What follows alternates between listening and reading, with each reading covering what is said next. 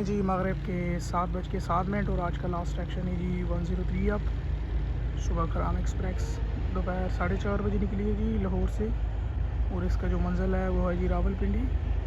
Geo 20 split कर रहा है जी।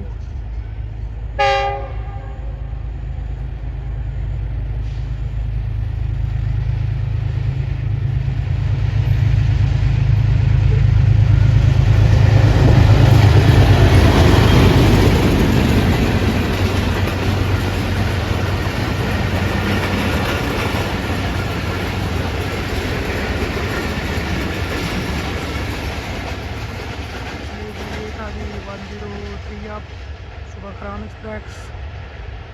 मिलते हैं जी एक न्यू वीडियो के साथ, तब तक हमें दीजिएगा जी इजाज़त। पाकिस्तान की फास्ट अप एंड डाउन ट्रेनों की दिलचस्प और खूबसूरत वीडियोस देखने के लिए हमारा YouTube चैनल सब्सक्राइब करें।